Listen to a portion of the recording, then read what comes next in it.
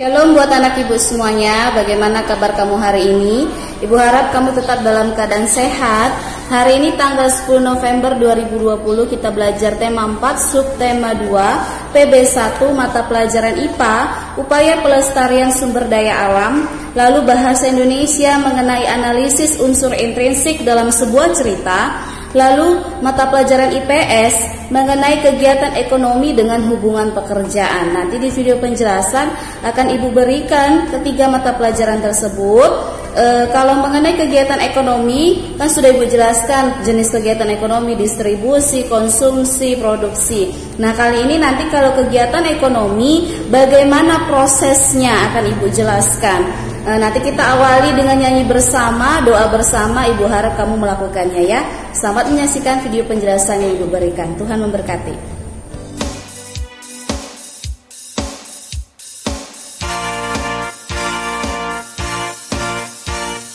Bila topan ras melanda hidupmu, bila putus asa dan letih lesu, berkat Tuhan satu-satu hitunglah, kau niscaya kagum oleh kasih-Nya. Berkat Tuhan mari hitunglah, kau kan kagum oleh kasih-Nya. Berkat Tuhan mari hitunglah, kau niscaya kagum oleh kasih-Nya. Berkat Tuhan mari hitunglah, kau kan kagum oleh kasih-Nya.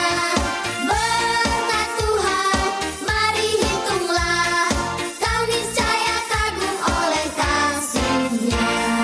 Bila topan ras melanda hidupmu, bila putus asa dan letih lesu, berkat Tuhan satu-satu hitunglah, kau niscaya kagum oleh kasih-Nya.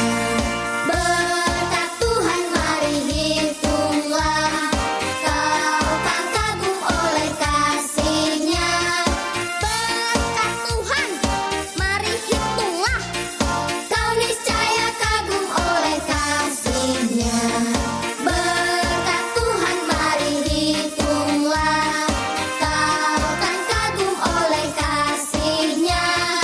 Berkat Tuhan mari hitunglah, kau niscaya kagum oleh kasih-Nya.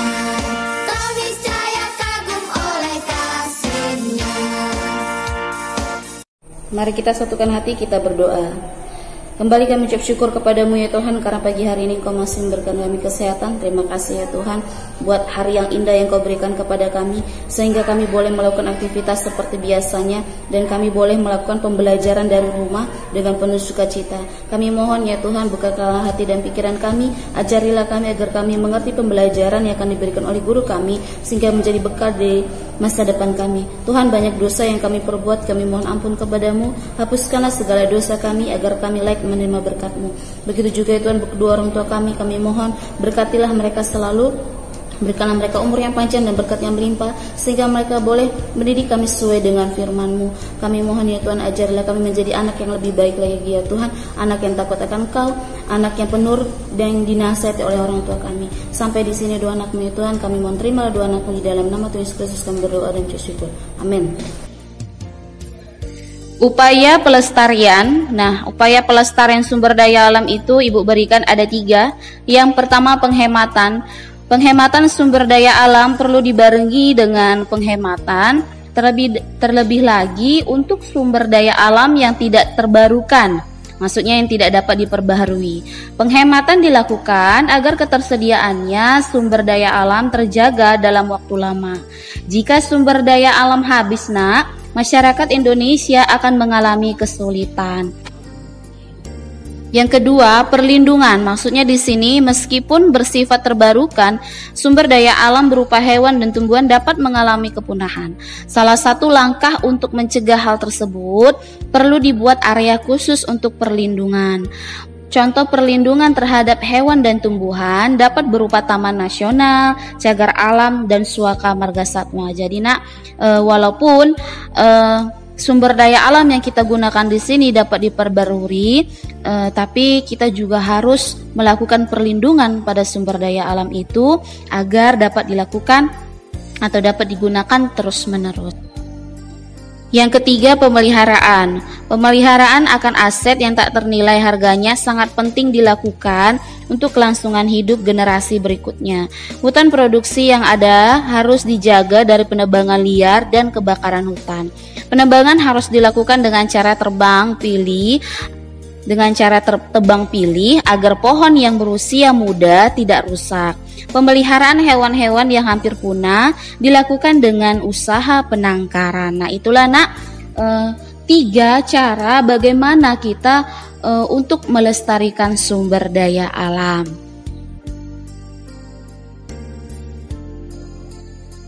Analisis unsur intrinsik pada sebuah cerita. Sekarang Ibu akan memberikan contoh bagaimana menganalisis unsur intrinsik pada cerita Sang Kuryang. Yang pertama tema, yaitu temanya anak yang durhaka. Maksudnya cerita tersebut mengenai anak yang durhaka. Alurnya, proses jalan ceritanya itu maju mundur. Latarnya sebuah kerajaan, latar itu tempat. Sudut pandangnya itu yaitu orang ketiga, serba tahu. Lalu tokoh dan penokohan. Yang pertama, Raja Sungging Perbangkara, sifatnya yaitu protagonis. Wayung sifatnya tritagonis. Dayang Sumbi sifatnya protagonis. Tumang sifatnya protagonis. Sang Kuryang sifatnya antagonis. Jadi yang mana tokoh itu? Tokoh itu adalah Raja Sungging, Wayung, Dayang Sumbi, Tumang, Sang Kuryang. Penokohannya yang mana? Penokohannya yang protagonis, tritagonis, protagonis. Itulah yang dimaksud dengan penokohan. Penokohan itu adalah sifat dari si pemain. Nah, sekarang perwatakan. Perwatakannya itu yang pertama. Nah, kalau menentukan perwatakan ini nak, itu sesuai dengan tokoh yang kita tentukan. Sifatnya, Raja Sungging Perbangkara, bagaimana sifatnya di dalam cerita?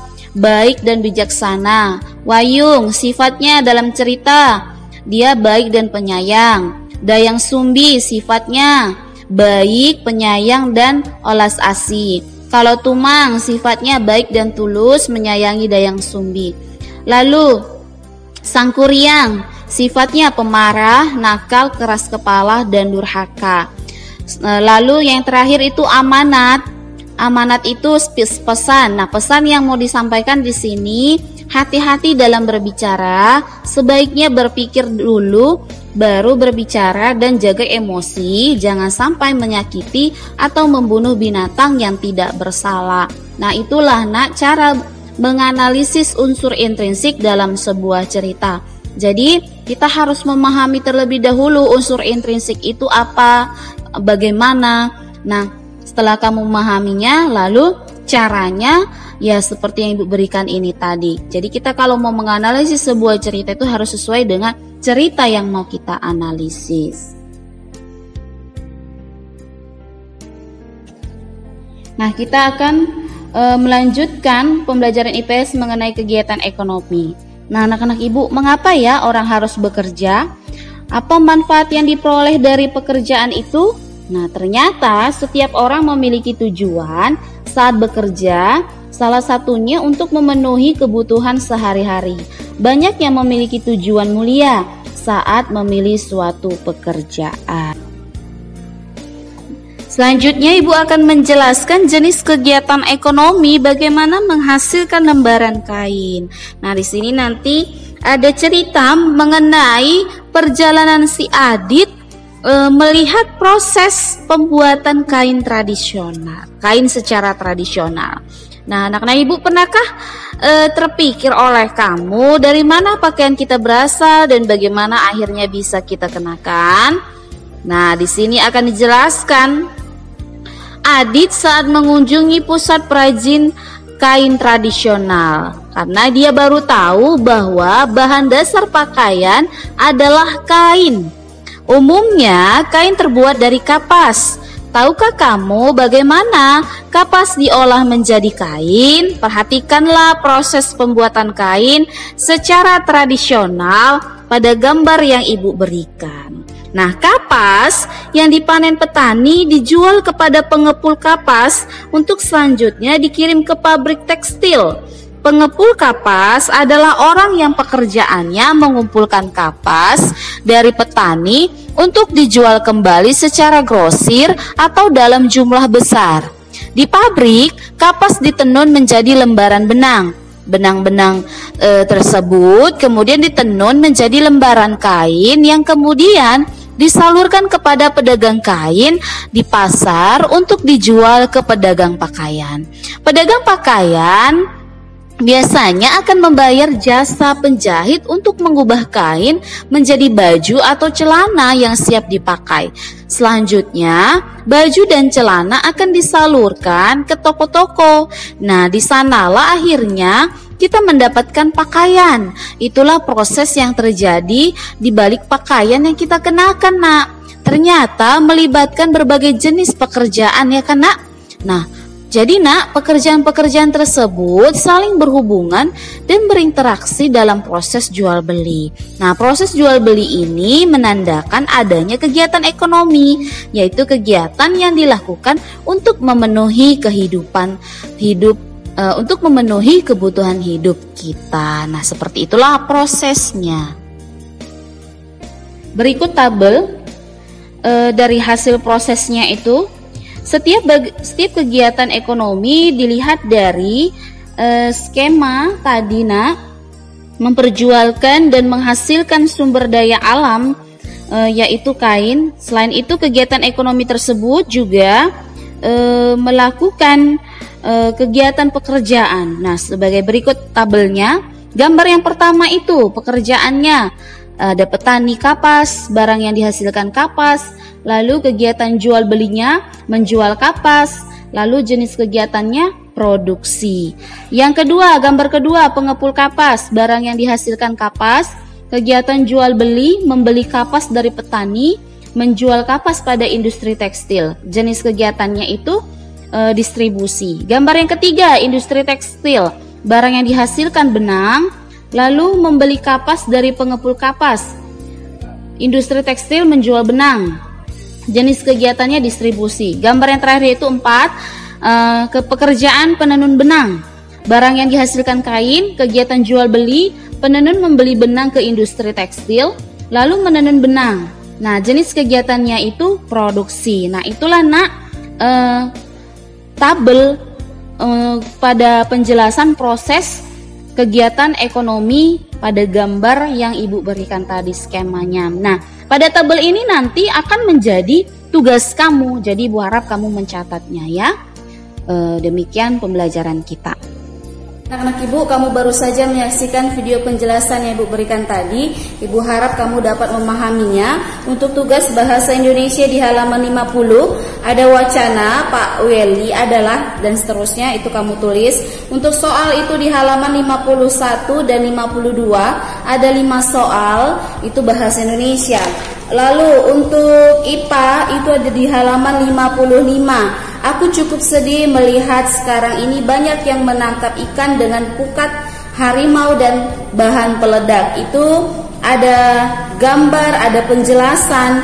Lalu yang diminta adalah, apakah kamu setuju dengan pengambilan ikan dengan cara di atas? Jelaskan, apakah akibat buruk yang akan terjadi jika pengambilan ikan menggunakan cara di atas?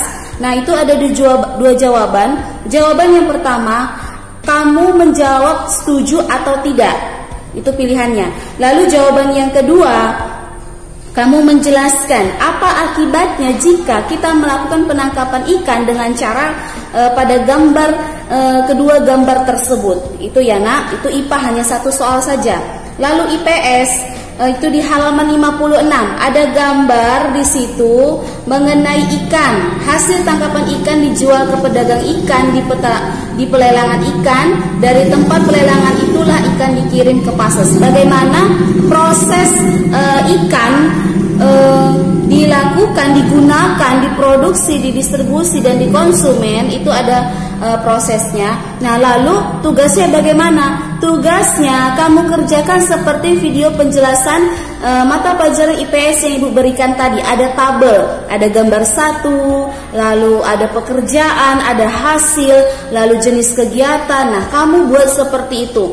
Nah, kalau di video penjelasan itu ada 4 gambar, ada 5 proses, namun sesuai dengan pekerjaan itu ada 4. Tapi di tugas kamu di halaman 56 itu ada 6 gambar. Nah, pada gambar proses ikan tersebut, penggunaan ikan tersebut, yang pertama itu adalah nelayan menangkap ikan, lalu nelayan memberikan atau menjual ikan itu ke pelelangan ikan, lalu ikan tersebut dibawa ke pasar, itu yang ada mobil. Lalu gambar yang keempat itu ada pembeli dan penjual. Gambar yang kelima, perempuan menggoreng ikan. Gambar yang keenam, laki-laki memakan ikan. Itu ya gambar yang pertama, urutan gambarnya. Nah, demikian pembelajaran kita hari ini. Ibu harap kamu dapat memahaminya. Jangan lupa diakhiri dengan doa. Tetap sehat, tetap semangat. Tuhan Yesus memberkati. Shalom.